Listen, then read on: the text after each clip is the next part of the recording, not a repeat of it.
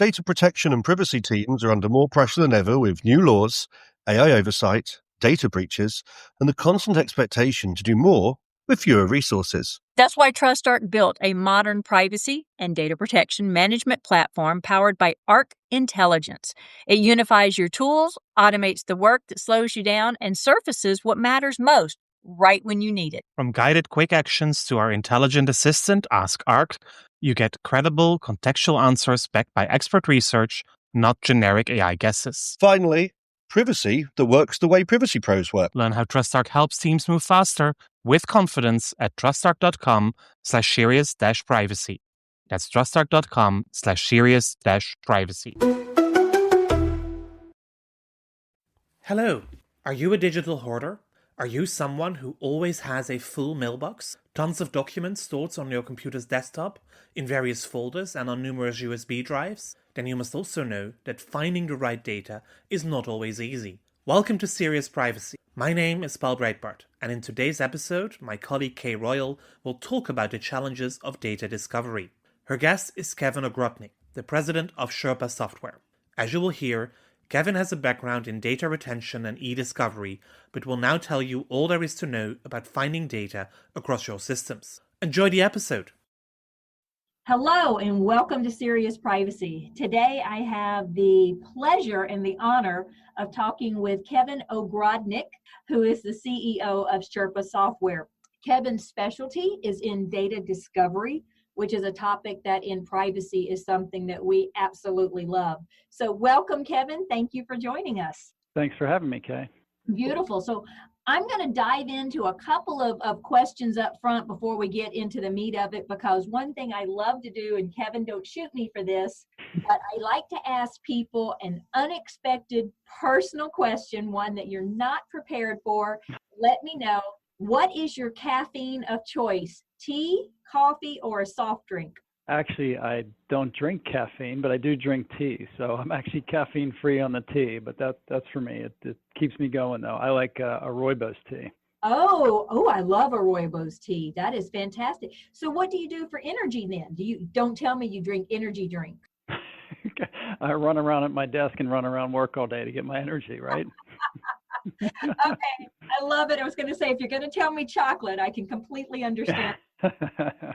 Okay, so did you start Sherpa Software or did you join them? I joined them actually a year after they started. Beautiful. And what brought you to Sherpa Software? What was your specialty and your interest? My specialty and interest was just the company itself and the industry they were in. So I like to say we were kind of doing data governance before it was a buzzword in the last few years. So I was interested in what they were doing, and they were a small startup. They had about 6 people when I joined, and I've been here ever since. It's been 20 years now. Wow. So 20 years ago, privacy wasn't even really a thing. I mean, we vaguely had HIPAA. And I can't say it wasn't, because frankly, we just celebrated 50 years of privacy, but it wasn't really a publicly accepted or something knowledgeable that people worked with in everyday life. Now, privacy is pretty much everywhere you look, or maybe the lack of privacy is everywhere. Right. That's a good way to describe it. Right? I mean, it's not about protect your privacy. It's about reclaiming your privacy. So when you first started, was it e-discovery? Yeah, we actually, believe it or not, we actually started doing email retention policy. And so back then, if you remember, storage was expensive, right? Instead of the cheap jump drives now you can get for, less than $100 and get a terabyte of storage. Storage was very expensive back then. So we ended up doing retention policies within, sit down Lotus Notes, and when Exchange was kind of getting up and running. Yeah, so that's obviously 20 years ago. It goes back a ways. And then that evolved into the e-discovery realm, which is our customers were requesting more than just doing things based upon sender, recipient, date received, and doing retention policies on that. So they wanted to start searching for content and doing different things within the messages of the email. Oh, and that's interesting, because nowadays we want to do email retention, but based on the fact that you shouldn't keep data for very long. And the reason why they typically fail is because storage is cheap. That's true. That's true. And again, it's interesting how the industry has come around. So when we started to do email retention 20 years ago, everyone wanted to get rid of email because storage was expensive. And then probably about 7 or 8 years later, in the late 2000, like '08 to 10, everyone wanted to save email. So you had the Federal Rules of Civil Procedure that came out, and everyone wanted to save everything and archive everything, and nobody wanted to delete everything. Well, now it's coming full circle again, and now people want to delete things again because of obviously the astronomical storage growth and the risk and everything that goes along with that from security and privacy aspect. Right. And I know that when I talk to IT people about, and I hate to say it's email retention, but in most cases it's email retention. And it's the proliferation of, you've got 20 draft versions of a document floating around and everybody has one. And it's just that, information just replicates, as I said once, like bunnies in the dark. Good way to describe it. Right.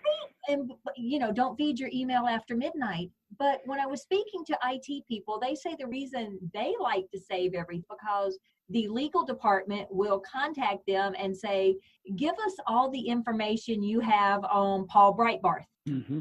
And so IT goes, how are we supposed to answer that if we're not retaining email? We'll have to go back and say, we don't have it. And I say, fight me on this one, typically when I talk to an attorney, because to me, an attorney would much rather contact IT and say, give me everything on Paul Breitbarth. And if IT comes back and says, we don't have anything on Paul Breitbarth because we have a record retention policy or a data retention policy of this many years, 3 years, and we have nothing with him now because we delete data according to our maximum retention policy. And this is where I'm going to ask you if you come across any surprises, because an attorney would rather hear, we don't have data because we deleted it according to our policy, as opposed to that one little gem that's going to save the company is so rare. You're going to come across 50 bombs that are going to explode the company first. So you'd rather get rid of data the way you should, unless, of course,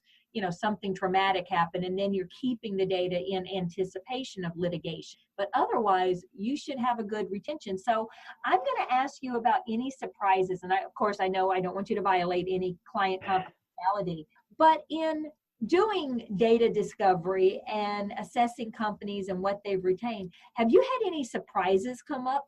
Yeah, we've had a few come up, and obviously one is related to legal, as you say, Kay. That I don't want to say the funny thing, but sometimes we've actually been on calls where you will have attorneys arguing with each other as to, how long we should save it, what we should save, and what we should do. So the surprising thing is that sometimes there's not the same consensus across what they view as what should be kept, what should be disposed of. I agree with your aspect and your viewpoint on it is that if they're under a ongoing records retention policy that they're enacting and enforcing on a regular basis to show that you have the history there, it's a lot better, we believe, for the organization to sponge of that data to make sure those risks are gone, right?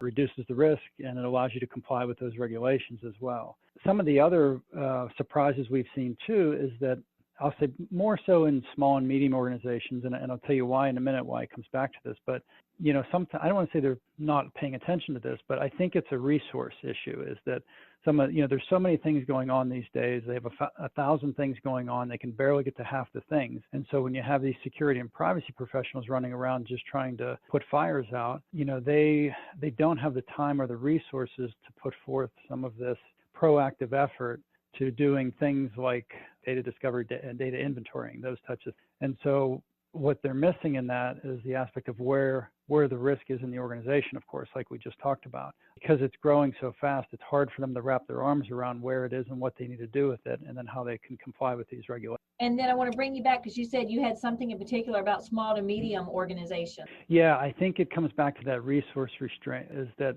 they have so many things going on that they view this on their list and they know they got to get to it, but they're plugging holes, right? Think right. On a wall, right? You're putting your fingers in the leaks and your toes in the leaks, and you run out of fingers and toes.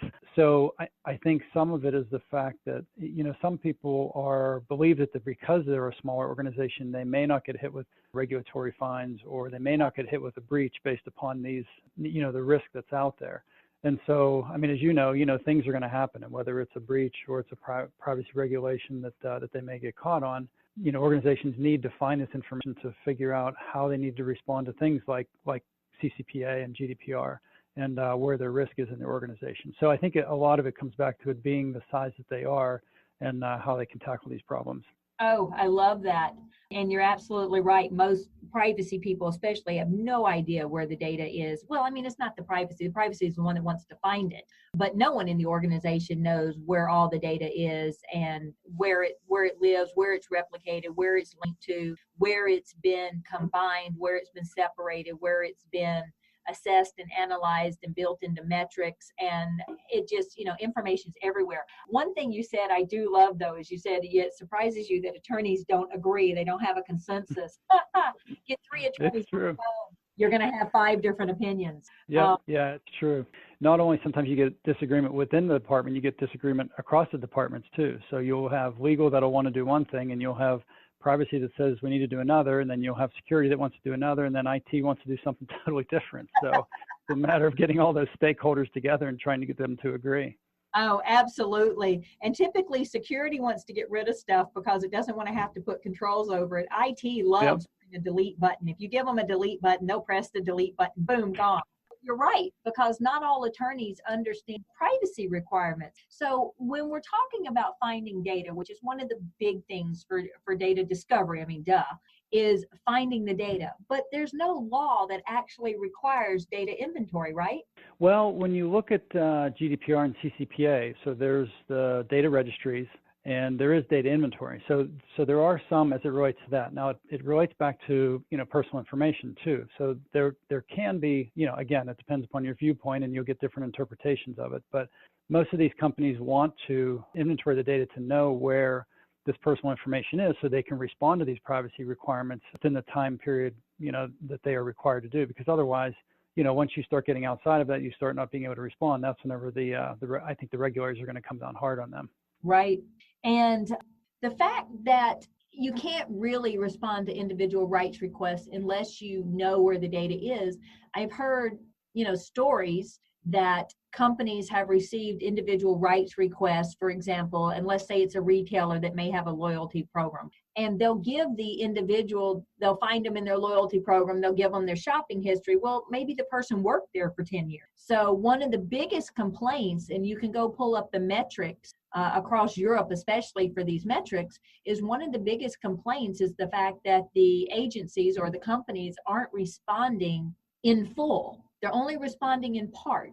And so is that something that a data discovery software can help you solve, is that if you put in someone's name, you'll be able to find everything around in the company around them? Yeah, that's absolutely right, Kay. And that is one of the big things. Obviously, it's that speed to response, but it's also the breadth of it. I mean, you don't want to miss, any information, because then that could come back against you. And like you're saying, whether they're a customer and an employee, there may be information there that they know the company has on them, that when they pull that request out, they believe and they know that they're not getting the information that the company has on them. So at that point, they can escalate it.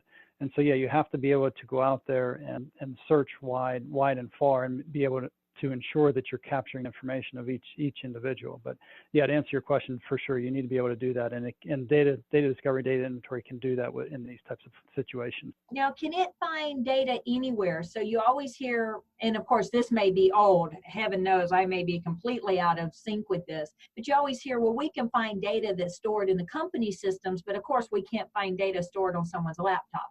Well, laptops from the standpoint of it being a corporate laptop, they're an employee laptop as they work for the company. Yes, you can.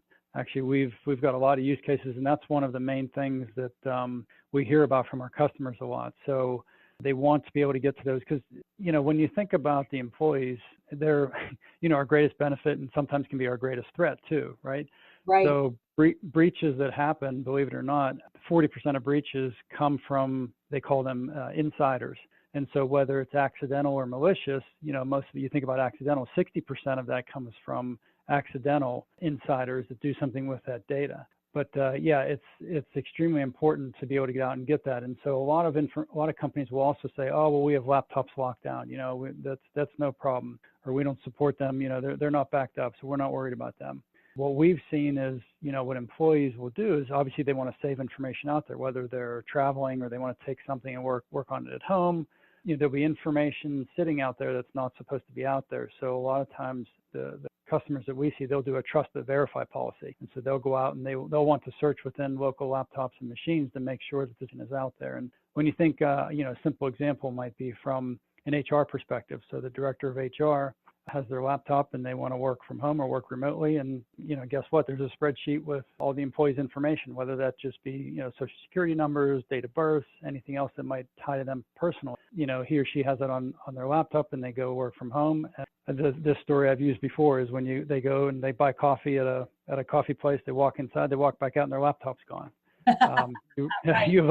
You could potentially have a multi-million-dollar problem just in that 5 minutes you were gone to get your cup of coffee. You're at home and your kids want to work on your laptop to play games. Well, that sheet is still sitting out there. Maybe they accidentally grabbed that. So, yeah, there's a lot of holes and things that can directly affect privacy and security when it comes to local machines and laptops of employees. So we see that a lot, and we see a lot of companies, they do want to enact and enforce policies and make sure that sensitive and personal information is not located out there. And if it is, either get rid of it by remediating it or move it to the more secure location of where they may dictate it be. Oh, I love that. So does that mean that when you do the data discovery, it can come back and actually identify where sensitive data is, or do you need to program it with certain phrases and search parameters? Yeah, there's usually, preset things you can put in there, whether it's based upon personal information. So it's typically, it runs the gamut, right? Lots of people will search for just social security numbers, but then some people will do the whole gamut of personal information. Again, think of, date of birth, addresses, names, different things. And so they'll have all different kinds of things that they can put in. But yeah, it'll automatically go out and search that. And you can do it in any combination of where it is, what's next to other things, what's proximity to the other. So yeah, you can pull those up, and as you should pull those up to find out where your risk lies. Does it actually tell you what security controls are around the areas that you found it? Like if you search laptops, will it come back and confirm that a laptop is encrypted or not? Sometimes it can. So with encryption, it can tell you that it's encrypted. So typically when it's encrypted, you won't see the actual content within that, which is good, right? And then it'll flag you that, hey, here's where the information is. We could not get into it because it's encrypted. So that is a good thing. Oh, so it could be a case that if a laptop has hard disk encryption, a person could have movies stored on it, but you wouldn't be able to tell what they are. Right, but you can always tell, typically based upon what the file type is. Now, granted, it might be a difference of, so think of an MP4, right?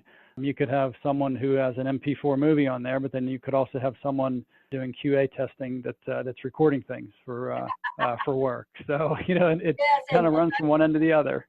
I'm going to explain that one because recently I had an individual tell me that a coworker, and this was not at my company and it wasn't at a client. Let's get all that out of the way. An individual told me that IT contacted him and said that one of his employees had, Lord knows how many, but it was huge amount of MP4s on his laptop, and he might want to talk to the employee before IT took the laptop to assess it because they suspected it was porno.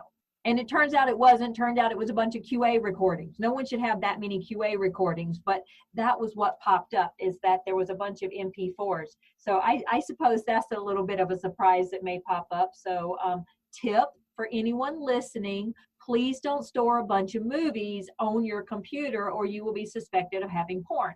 Okay, what about downloaded then? So is this something that will automatically tell you if data has been downloaded out of systems or databases? Sometimes you can do that, yeah. There's different systems that will tell you that when things are downloaded or if there's a jump drive attached. So yeah, there's different layers of security that you can enact to find out what's happening with that information and where it's moving. Beautiful. So let's go back to the small and medium companies when you said that, they don't have the resources to be able to do everything. Is data discovery a resource heavy or resource intensive project to do? Typically not, but when you have companies that create these things, such as TrustArc and Sherpa Software, I mean, we create these things to be as automated as possible. Of course, there's no easy button, right? Everybody wants an easy button, right. But we make them as automated and as simple to install and run as possible. And once they're installed, they're typically, they can go on a scheduled basis. So when you think about a data inventory and data mapping, they can automatically update that as it goes forward. So it's not a set it and forget it, because you don't want your program to be that way. You want to have audits and you want to have checks on, to make sure everything is running right. And then you want to make sure data is flowing where it's supposed to. And also seed to make sure there's data where it needs to be and where it's not somewhere where it shouldn't be. But most of the time, these things are set up so it's not a heavy lift to get these things installed. I think the organizations, just think of it and they think of the implications of it and the risk. And I don't know if they relate it to being heavier and a heavier implementation too, but really it's not that difficult to get going. And I mean, what we see, what I think is good is a lot of people will start this in one location. And so they at least get started. Right. And then once they realize how that is, then they can start moving it out to other locations based upon what it is and take it in steps. Okay. So does it send alerts if you program something like always alert me if a 9-digit number goes outside the system? Yeah, there's different layers of security. So a DLP system can catch things coming in and out of the system from a security standpoint, and when it catches things like that. Then there's also data at rest. So when you save some things and there's, again, 9-digit number can tell you where that is and what the risk is behind. Right, because I know that I built the library for a DLP when I worked at a healthcare company, and so of course they wanted the preset things for a DLP was a 9-digit number to catch Social Security numbers. Well, their medical record numbers were 9-digit, which of course we wanted to know because HIPAA applied. But on the other hand, there was a whole lot of there was thousands of false positive for Social Security numbers. What about if you run it? And I don't know how often you would run a data discovery, if it's once a week, if it's once a month, but will it show you the changes from the last time that ran, or you just see the entire what the data discovery is? It's really up to you. Sometimes you can do the delta on it. Sometimes people want to run the whole thing again. Typically, I think from a data discovery standpoint, most of it is usually searching data at rest. So typically, if you can do it, even from a date-based standpoint, where you can get a delta, most companies are happy with that. Some, are over, I don't want to say overcautious, but they're more cautious, and they'll go out and they'll scan the whole thing, every time. Okay, and I like that. So how often should they run it? I mean, what do you think is optimal without being crazy security conscious? Yeah, I think optimal is typically, again, it could depend upon the size of your organizations, but, once a week from data at rest usually is pretty good. Some are more stringent and they'll run it every night. Some are a little less and they'll run it, once a month. But typically as it relates to this, and especially once you get through the first run and then you start to remediate that information, so you start to reduce your risk, I think they become a little less, there's less exposure there, so they don't have to run it as often. But that's typically what it is, probably once a week on average is when most people, most of our customers run that. And do you see a prevalence of companies in particular sectors that are more data inventory or data discovery conscious than others? Yeah, I think like you said, was, healthcare is a big one, obviously, because there's a lot of sensitive information around there. Healthcare, insurance, and financial, those are ones. And then a lot of times government as well, too. So a lot of these organizations will have that personal information. They're more, I'll say they're riskier or they pose a higher risk than some of the other organizations. Right. What would be a sign of failure in a company? So if they wanted to implement a data discovery program, what would be some of the things that if they did certain things, their data discovery program is going to fail? And that might not be a simple answer. It's the opposite of, what are the best practices around it. But a sales call and a company is looking at buying a data discovery. If they are asking certain questions or they're not asking certain questions, does that tell you, this client is not going to be a good data discovery client? Yeah, I think some of that might come back to the human element. I may have been thinking about the technology side of it as well, but I think a lot of it does come back to the human element where we talked about the lawyers, disagreeing. So to do the inventory and to do discovery is one thing, but to actually set up the remediation and do things with that data, that's where you get into some of the disagreements on the human side. And so a lot of times we will have people, again, on the calls disagreeing. And if they've disagreed for a long time, they may never come to an agreement to get this done. And so that's probably been one of the failures or impediments, and that might be a better word, as to why people don't enact and push this forward. And that's, it's I'll say disappointing and sad for them because there's a lot of risk sitting there on the table that if they could just come to some agreement, they should at least find where that is, decide if that information is important, sensitive, business critical, however they want to classify that, to actually be able to do something with it. So they'll at least know where their risks are, as we talked about from a data inventory standpoint, and to be able to enact upon them if they need to. So I love it. And I almost want to ask you that if you're on a potential client or you're on a client call, potential sale, are there certain things that when you hear them, you're like, oh, hang this one up. This isn't going to work, or this is going to be a nightmare. Well, nightmare and maybe just longer installation and, trying to work through some of their issues might entail some of that. But a lot of it is that disagreement, and it could be disjointed technologies too. So that's one of the difficulties too, is a lot of, with the growth in data, lots of people have a whole bunch of repositories where data is. And so I don't think that's not a failure, because obviously, there's a lot of platforms out there like ours that we can get into these different repositories and search for, but that sometimes makes it difficult, and they're unsure of whether they want to migrate that data into a central location or more of a central system so they have it under one roof, or if they're going to keep all these disparate data locations. So yeah, those are probably some speed bumps, we'll call them, as we get into them. I like that. Not impossible, just make it more complex. Yep. There's an example I usually give when I talk to people about doing data inventories is typically you'll have a marketing person that they like to use a certain tool. So they build this big database and then they leave or move on. And there's another marketing person that comes in and they don't like that tool. They like another. And now you have a marketing database that may or may not be held on-prem. It may be cloud-based, but no one is supporting it anymore. There's no IT person, there's no business person, there's no one that uses it.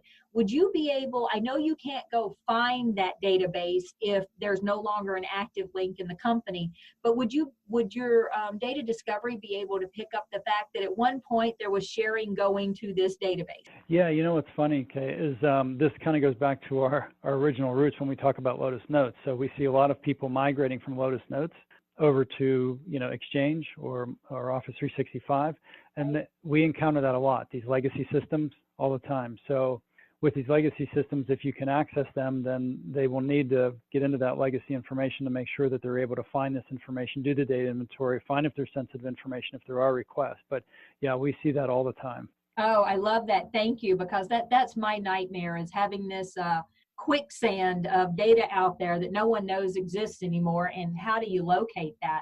And so knowing that there's breadcrumbs that you can follow to say, hey, we can't go find this database, but we see where data for 4 years was shared to this database and then it stopped, or something like that. So now I'm looking at your example use cases, Sherpa Altitude example use cases, and this is something that we can load in the description of the podcast to give you the resources as well. I'll make sure that I give the link to Sherpa itself.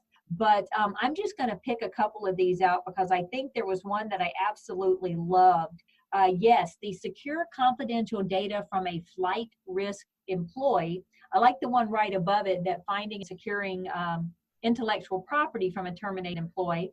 But you have in here an example that, unhappy employees can be perpetrators of leaks. We already know that 40% of breaches anyway are from insiders. And so with silent deployment on their user workstation, so your tool performs ongoing periodic checks to see what kind of sensitive personal confidential data employees are storing to take the necessary preparatory, you'd think I could say that word, measures in the event the employee leaves the organization. So is this something that, speak to me more about this. Is this something that they would need to identify what their flight risk employees are, or is this something they would deploy in general because any employee can be a flight risk? Yeah, it's both, Kate. So yeah, typically it could be any employee. So that was some of that trust but verify we spoke about earlier, to make sure that there's not intellectual property or sensitive information that's out, that employees are doing things with it they shouldn't be doing. There are also sometimes, whether they're a remote employee or you get some signs that they may be leaving, it's to go out and make sure that the information from the company is secured. We do see this often, and it's coming up more and more, obviously, when people read about these breaches and everything that's happening nowadays. They will go out and they will proactively start searching, whether it's based upon, client information, client names for those types of documents. I mean, that's one of the biggest things, because you don't want to lose your client information, because if that gets out, right, and that whether it was accidental or not, that's going to give you a reputation, a bad reputation, and it could affect your new clients, let alone your current customers. You right. Don't want to lose any of them as well. So yeah, it's a proactive measure that these companies are starting to take more and more to make sure that they're securing that data. So knowing that if an employee quits, and it may be on good terms, they find something else, would this be something that you might want to go back and look at their laptop activity or their data activity for the prior 60 days to see if they knew they were going to resign. So they started scraping information off. Is that something used for? Yeah, that's exactly right. So you could have them bringing information and files in from the network, for example, to their local machines. Again, whether it's client lists, client names, things like that, and then they end up taking that with them when they leave, which is not a good thing for the company they're at. So yeah, taking a proactive measure on this is extremely important when it comes to these things, especially companies that have, I mean, we all have clients, but you think about, for example, consulting companies that they have clients out there that they work with every day, and they want to make sure that they're secured. Right. And I love it. I mean, because, as a privacy professional, and I don't know, Kevin, do you consider yourself a privacy professional? Absolutely. I think you have to be nowadays with everything going on, for sure. With your thing. So that's one thing that I look at as a privacy professional. Finding data is critically important. Doing a data inventory is critically important. Even if the laws don't explicitly state thou must create a data inventory, you kind of have to. It's a foundational element of all programs. I was talking about this in one of our prior podcasts with Peter from Stockberger from Denton's about how a data inventory is a foundational element of any privacy program. How possible secure your data, not even responding to individual rights requests, but how can you even secure your data or know what to do with your data, what kind of policy in place if you don't know what the heck you have? So I'm going to move on to a couple of questions because my co-host, Paul Breitbarth, wasn't able to join us today, but he did send some questions in, and I want to make sure. He says, let's see, how do you ensure, okay, so we addressed that. So how do you ensure a data inventory is kept up to date over time? And is it something organizations are able to do? I want to build off of that a little bit. If someone was to switch data discovery vendors, is that easy to do or is that hard to do? Well, as a data discovery vendor, I'd love to tell you it's very difficult and you should stick with who you buy. If you buy us first, right? But don't ever change, ever. Yeah, right. Yeah, I think it depends. It depends if you have integrations with other applications. So for example, with TrustArc, we have an integration with TrustArc. And so our data discovery and data mapping will go into the data inventory hub. And so there's a nice flow there. So when you break that and you switch to something else, then, it can interrupt what that looks like and where the data discovery information comes. I mean, data discovery is data discovery, right? But it's a matter of what that information is and how it's reported and potentially those trends as it goes. And so those trends may be broken if you end up switching.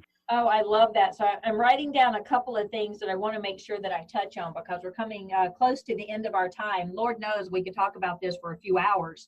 Let's talk about the integration first. So when you use data inventory to populate a data inventory repository, when you use data discovery to populate a data inventory, you're not giving TrustArc the data that you're searching from someone's network. You're actually, or systems, you're giving us the categories of how you've translated what finds, right? Right. And yeah, but actually you could, it's not the actual data, it's showing where that data is.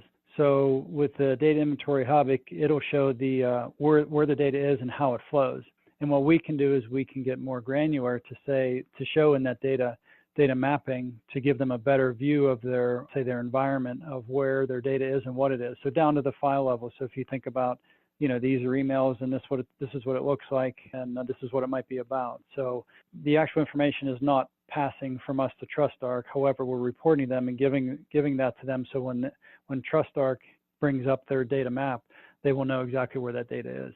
Right. And so then when a company is searching for an individual rights request, they can bypass our inventory and go straight into their portal with y'all to search for that person. That's correct. Yeah, that's correct. So it doesn't offer a security risk to the company by using a data discovery? No, I actually think it's the other way around because it actually shows you where your risks are. It actually illuminates where your risks are, where your dark data is hiding. Without showing that, I feel like you're more at risk of not doing anything. Right. Because one of the things, I was an early proponent of cloud services back in the day, not quite 20 years ago, when everybody hated cloud service providers. And I'm like, why wouldn't you hire someone that has a specialty in an area that you don't? That to me made a lot of good sense. So one of the things that and maybe this is a good closing question, Kevin, is when someone is looking at hiring a data discovery vendor, what should they look for? One would be,